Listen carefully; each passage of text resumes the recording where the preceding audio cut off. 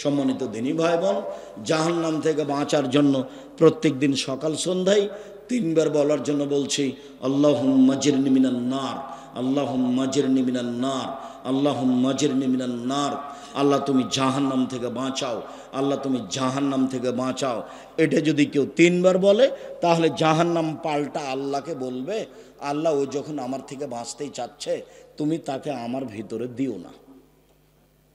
আল্লাহর নবী সালাম ফেরার পূর্বে বলতেন, আল্লাহুম্মা ইন্নী আউযু বিকা মিন আযাবি জাহান্নাম, আল্লাহ তোমার কাছে জাহান্নামের শাস্তি থেকে বাঁচতে চাচ্ছি।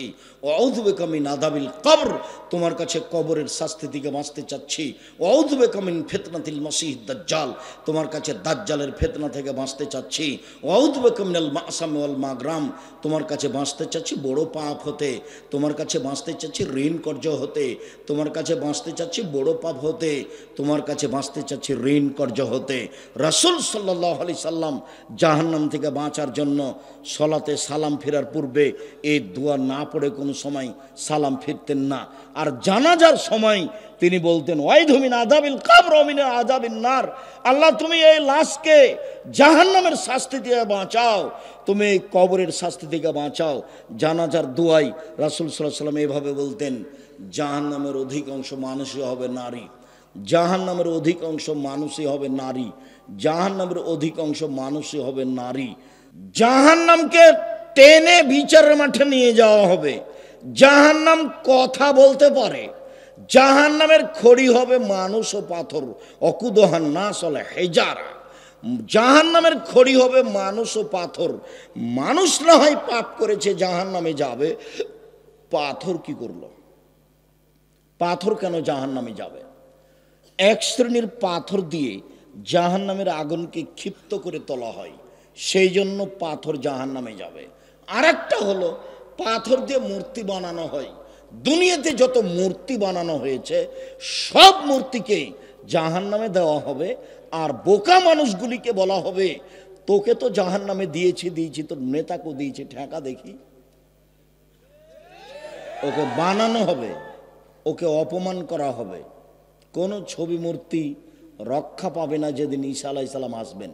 পৃথিবীর কোনো ছবি মূর্তি এবং শূকর সব মারা পড়বে, ধ্বংস হবে। অযথা পরিশ্রম, তার ফলাফল ভয়াবহ। জাহান্নামের আগুন হবে মানুষ ও পাথর, সেখানে কাঠখড়ি থাকবে না, সেখানে কয়লা থাকবে না। জাহান্নামীদেরকে জাহান্নামে বেঁধে নিয়ে যাওয়া হবে।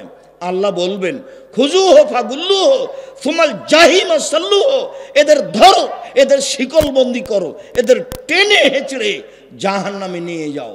পিছন দিকে হাত বাঁধা থাকবে, মহারানী এলিজাবেথের হাত বাঁধা থাকবে, সেদিন কেউ খুলে দিতে পারবে না। ইন্দিরা গান্ধীর হাত বাঁধা থাকবে, সেদিন কেউ খুলে দিতে পারবে না। ফেরাউনের হাত বাঁধা থাকবে, সেদিন কেউ খুলে দিতে পারবে না। দাম্ভিক স্বৈরাচারী জুলুমবাজ জোর করে মানুষকে জেল হাজতে দেয়, এদের হাত পিছন দিকে বাঁধা থাকবে, সেই দিন কেউ হাত খুলে দিতে পারবে না। বেঁধে জাহান্নামে নিয়ে যাওয়া হবে।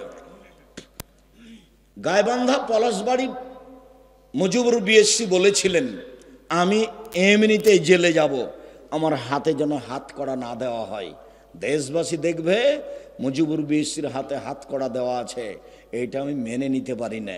আমি এমনিতেই জেলে যাব, হাতে হাত কড়া দেওয়া, পিছন দিকে হাত বাঁধা। কেউ কি পালিয়ে যাবে মাঠ থেকে? কেউ পালিয়ে যাবে না। অপমান করার জন্য পিছন দিকে হাত বাঁধা থাকবে। জাহান্নামের উল্লেখযোগ্য শাস্তি আগুন। মহান আল্লাহ বলেন, ফালাম্মা নাজাজাত জুলুদুহুম বাদদালনাহুম জুলুদান গায়রাহা, যতবার জাহান্নামের চামড়া জ্বলে যাবে ততবার রেডি করা হবে। 24 ঘন্টায় 70 বার তাকে রেডি করা হবে। জ্বলে গেলে আবার প্রস্তুত করা হবে, আবার জ্বলে গেলে আবার প্রস্তুত করা হবে। আল্লাহ তাআলা বলেন, সাউরহিকুহুম সাউদা, আগুনের পাহাড় থাকবে বিশাল বিশাল। সেই পাহাড়ের উপরে তাকে উঠতে বলা হবে, নামতে বলা হবে, উঠতে বলা হবে, নামতে বলা হবে। আল্লাহ তাআলা বলছেন, ইন্নাহা আলাইহিম মুসাদা ফি আমাদিম মুমাদ্দাদা, তাকে জাহান্নামের আগুন দিয়ে ঘেরা হবে এবং উঁচু উঁচু স্তম্ভে বেঁধে রাখা হবে। জাহান্নামের উল্লেখযোগ্য শাস্তি হলো আগুন। সামরা ইবনে জুনদুব রাদিয়াল্লাহু তাআলা আনহু বলেন, রাসূল সাল্লাল্লাহু আলাইহি সাল্লাম বলেছেন, মিনহুম মান তাখুজুহুন নার ইলা কাবাইহি, কারো কারো জাহান্নামের আগুন থাকবে টাকনু পর্যন্ত। অমিনহুম মান তাখুজুহুন নার ইলা রুকবাতাইহি, কারো জাহান্নামের আগুন থাকবে হাঁটু পর্যন্ত। অমিনহুম মান তাখুজুহুন নার ইলা হাকওয়াতিহি, কারো কারো জাহান্নামের আগুন থাকবে কোমর পর্যন্ত। ও অমিনহুম মান তাখুজুহুন নার ইলা তারকুয়াতিহি, কারো কারো জাহান্নামের আগুন থাকবে গলা নাক পর্যন্ত। জাহান্নামের উল্লেখযোগ্য শাস্তি হলো আগুন। মহান আল্লাহ বিভিন্ন জায়গাতে এইভাবে বলেছেন। রাসূল সাল্লাল্লাহু আলাইহি সাল্লাম বলেন, নারকুম জুজুন মিন নারি জাহান্নাম, নারকুম জুজুন সাবিনা মিন নারি জাহান্নাম, তোমাদের বাড়িতে যে আগুন আছে জাহান্নামের আগুন এর চেয়ে 69 গুণ ক্ষমতাধর। মিসলুহু কুল্লুহুন্না মিসলু হাররিহা, সবটাই এর মতো। জাহান্নামের আগুনের ক্ষমতার কমবেশ রয়েছে। আমাদের বাড়িতে যে আগুন আছে এর চেয়ে 69 গুণ বেশি ক্ষমতা রাখে জাহান্নামের আগুন। যেই খড়খড়িতে বসে আছেন, এতে ভাত রান্না করতে যত সময় লাগবে কেরোসিন তেলে তার চেয়ে কম সময় লাগবে। কেরোসিন তেলে যত সময় লাগবে তার চেয়ে কম সময় লাগবে আপনার কাঠখড়িতে। কাঠখড়িতে যত কম সময় লাগবে তেঁতুল কাঠের খড়িতে তার চেয়ে কম সময় লাগবে। তেঁতুল কাঠের খড়িতে যত সময় লাগবে গ্যাসের চুলায় তার চেয়ে কম সময় লাগবে। তার মানে আগুনের ক্ষমতার কমবেশ রয়েছে, যেটা মানুষের কাছে ধরা পড়ছে জাহান্নামের আগুনের চেয়ে অনেক বেশি। জাহান্নামের শাস্তি, উল্লেখযোগ্য শাস্তি জাক্কুম গাছ। মহান আল্লাহ বলেন, ইন্না শাজারাতা জাক্কুম তুমুল আসিম, নিশ্চয় এই কাঁটাযুক্ত জাক্কুম গাছ হচ্ছে অপরাধীদের খাদ্য। নিশ্চয় এই কাঁটাযুক্ত জাক্কুম গাছ হচ্ছে অপরাধীদের খাদ্য। মহান আল্লাহ বলেন, ইন্নাহা শাজারাতুন তাখরুজু মিন আসলিন নার মিন আসলি জাহান্নাম, এই জাক্কুম গাছগুলি জাহান্নামের নিচে থেকে গজিয়ে উঠবে। পানির ভিতর থেকে একটা ঘাস গজিয়ে উঠে, তার নাম দম ঘাস। যাদের বাড়ির পাশে নদী আছে তারা দেখতে পাবেন, যেই সময়তে নদীতে বন্যা থাকে না ওই সময়ে নদীর পানিটা কালো থাকে আর নিচে থেকে ঘাস গজিয়ে পানির উপরে উঠে ভাসে। পানির ভিতরে যেমন ঘাস গজাতে পারে তেমনি আগুনের ভিতরে ঘাস গজাতে পারে, সেটা হলো জাক্কুম গাছ। মহান আল্লাহ বলেন, তালোহা কানহু রৌসু শায়াতিন, জাক্কুম গাছের ফলগুলি মনে হবে শয়তানের মাথার মতো। অবাক!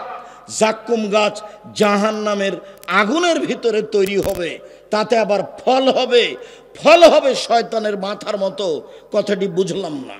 শয়তানের মাথা তো আমরা কেউ দেখিনি। এ দিয়ে আল্লাহ কি বুঝালেন? পৃথিবীর সব বিদ্বান বলছেন এ দিয়ে আল্লাহ বুঝিয়েছেন খারাপ। জাক্কুম গাছের ফল হলো খারাপ, জাক্কুম গাছের ফল হলো খারাপ। আবুল আলাম মওদুদি রাহিমাহুল্লাহ বলেন, আরে না না না না, শোনেন শোনেন শোনেন, মানুষ যেমন রূপক কথা বলে এবং বুঝে, আল্লাহ তেমন রূপক কথা বলেন, মানুষ তা বুঝে। মানুষ যেমন রূপক কথা বলে ও বুঝে, আল্লাহ তেমন রূপক কথা বলেন। মানুষ কি বলে? মানুষে বলে ছেলেটা এত ভালো, ছেলেটা এত ভালো, মনে হচ্ছে যেন ফেরেশতা। মানুষে বলে মেয়েটা এত সুন্দরী, মেয়েটা এত সুন্দরী, মনে হচ্ছে যেন পরী। পরীকে কেউ দেখেছে? কেউ দেখেনি। মানুষে বলে মেয়েটা এত কুৎসিত, মেয়েটা এত কুৎসিত, মনে হচ্ছে যেন পেতনি। পেতনিকে কেউ দেখেনি, তবু বলে ও বুঝে। আবুল আলাম মওদুদি রাহিমাহুল্লাহ বলেন, এইরকমই আল্লাহ বলেছেন রূপকভাবে, এটাই হবে বলে তিনি বলেন না। পৃথিবীর সব বিদ্বান জেলে বলেছেন সেটাই চূড়ান্ত। জাক্কুম গাছের ফল খারাপ। 1000 বছর চাইবে খাদ্য, খাদ্য মুখে দেওয়ার সাথে সাথে গলায় বেঁধে যাবে, ওটা কাঁটা দিয়ে ভরা, ভিতরেও যাবে না বাইরেও আসবে না, তার নাম মরবেও না বাঁচবেও না, এখনো পানি চাইবে। 1000 বছর যখন চাওয়া হবে তখন তাকে রক্ত মিশ্রিত পুজ, জ্বলন্ত উত্তপ্ত গরম পানি দেওয়া হবে। আল্লাহ বলছেন ফাসুকুম আন হামিমা ফাকাত্তামাহুম, তাকে পান করতে দেওয়া হবে জ্বলন্ত উত্তপ্ত পানি, রক্ত মিশ্রিত পুজ মুখের পাশে নিয়ে আসার সাথে সাথে নিচের ঠোঁট জড়িয়ে নাভি পর্যন্ত যাবে, উপরের ঠোঁট জড়িয়ে মাথার দিকে যাবে। পলিথিন কাগজে আগুন লাগলে ও জ্বলে ওঠে না, জড়াতে থাকে। ঠিক চামড়া এভাবে জড়াতে থাকবে। যখন পিপাসার তাড়নায় মুখে দিয়ে দিবে, হাতে হাতে শরীরে যা কিছু চামড়া গোস্ত আছে সব ঝরে যাবে, হাড় হাড্ডি থাকবে মাত্র জাহান্নাম। সম্মানিত দিনী ভাই বোন, আপনাকে বলছিলাম জাহান্নামের অবস্থা। রাসূল সাল্লাল্লাহু আলাইহি সাল্লাম এভাবে বলেছেন। রাসূল সাল্লাল্লাহু আলাইহি সাল্লাম বলেন, ইন্না ফিন্নারে হায়া, নিশ্চয় জাহান্নামে সাপ আছে, কামসালিল বেগালা কামসালিল বখ, বিশাল বিশাল উটের সমান। ওয়াইনালা তাসাও, ও যদি একবার দংশন করে, ফায়াজেদ হামওয়াতা আরবাইনা খারিফা, 40 বছর ব্যথা পাবে একবার দংশন করলে। এই সাপ সব সময় দংশন করতে থাকবে। তিনি বলেন, ওয়াইন্না ফিন্নারে আকারিব মিসলাল বেগাল, জাহান্নামে থাকবে বিচ্ছু খচ্চরের সমান। একবার যদি দংশন করে, ফায়াজেদ হামওয়াতা আরবাইনা খারিফা, 40 বছর ব্যথা পাবে। এই বিচ্ছু দংশন করতে থাকবে, এই সাপ দংশন করতে থাকবে সর্বদা। আপনাকে আমি কি দিয়ে বুঝাই জাহান্নামের শাস্তি? জাহান্নামে যে মারার হাতুড় থাকবে ওর নাম মাকামে হাম্বল। কবরে যে শাস্তি থাকবে পিটানোর জন্য ওটার নাম মিত্রাক। কাঠমিস্ত্রির হাতে যে হাতুড় থাকে তার নাম মিত্রাক, স্বাভাবিক ছোট হাতুড়। আর যেটা রাস্তাঘাট বানানোর যে এগুলো খোয়াগুলোকে জমানো খোয়াগুলোকে ভাঙা হচ্ছে ওটার নাম হাম্বল, যার অনেক বেশি ওজন। জাহান্নামের হাতুড়কে বলা হয়েছে হাম্বল, আর কবরের শাস্তির হাতুড়কে মাকামে, আর কবরের শাস্তির হাতুড়কে বলা হয়েছে মিত্রাক, যেটা কাঠমিস্ত্রির হাতে থাকে। তাহলে দুইটার মধ্যে ব্যবধান। আল্লাহর নবী বলেছেন, কাঠমিস্ত্রির হাতে যে হাতুড় থাকে মিত্রাক, লাউ দরাবে হাজ্জাব আল্লাহ সোরা তরাবান, যদি ওই কবরের ওই হাতুড় দিয়ে হিমালয় পাহাড়ের মতো পাহাড়কে মারা হয় তাহলে ধুলা হয়ে যাবে। কবরের হাতুড় দিয়ে যদি হিমালয়ের মতো পাহাড়কে মারলে ধুলা হয়ে যায়, তাহলে জাহান্নামীকে যেই হাতুড় দিয়ে মারা হবে সেটা কেমন? আল্লাহ তুমি জাহান্নাম থেকে বাঁচাও। মানে সর্বোচ্চ প্রতিষ্ঠান জামিয়া সালাফিয়া, শিরক মুক্ত প্রতিষ্ঠান জামিয়া সালাফিয়া, বিদাত মুক্ত প্রতিষ্ঠান জামিয়া সালাফিয়া, হিংসা মুক্ত প্রতিষ্ঠান জামিয়া সালাফিয়া, দল মুক্ত প্রতিষ্ঠান জামিয়া সালাফিয়া, সংগঠন মুক্ত প্রতিষ্ঠান জামিয়া সালাফিয়া, বাংলাদেশের সর্ববৃহৎ প্রতিষ্ঠান জামিয়া সালাফিয়া। জামিয়া সালাফিয়া এখন প্রায় 5000 ছেলে মেয়ে পড়াশোনা করে। 5000। 300 জন শিক্ষক শিক্ষিকা আছেন যাদের প্রতি মাসে বেতন লাগে 32 লক্ষ। বিদেশি শিক্ষক, ইন্ডিয়ান শিক্ষক অনেক। আগামীকাল থেকে মদিনা বিশ্ববিদ্যালয়ের সাবেক ডক্টর আপনাদের জামিয়া সালাফিয়া শিক্ষকতা করার জন্য আসছেন। এটা আপনাদের জামিয়া সালাফিয়া। যারা আরব ভূখণ্ড থেকে আসবেন তাদের থাকা খাওয়া লাগবে, যাতায়াত লাগবে, বেতন লাগবে না। যারা ইন্ডিয়া থেকে আসে তাদের থাকা খাওয়া লাগবে, তাদের বেতন দেওয়া লাগবে। জামিয়া সালাফিয়া আজীব প্রতিষ্ঠান। যারা এদেশের তাদের বাবুর্চি ভিন্ন, যারা ইন্ডিয়ার তাদের বাবুর্চি ভিন্ন, যারা আরব দেশের তাদের বাবুর্চি ভিন্ন। আপনাদের জামিয়া সালাফিয়ায় প্রায় 410 জন এতিম আছে। আপনার বাড়ির পাশে যেটা জামিয়া সালাফিয়া সেটা প্রায় 51 বিঘা জমির ওপরে। এখানে একটা মসজিদ তৈরি করছেন আপনারা 200 শতক জমির উপরে, প্রায় 6 বিঘা জমি নিয়ে, যার একতলাতে 10,000 মানুষ সালাত আদায় করতে পারবে, যার পাইলিং কাজ চলছে। আমার মনে বড় সাধ, এই দেশের মাটিতে উন্নত মানের প্রতিষ্ঠান গড়বই গড়ব ইনশাআল্লাহ। জাতিকে ধর্মের নামে কোনোদিন ফাঁকি দিনি, কলম খাতাতেও ফাঁকি দিব না ইনশাআল্লাহ।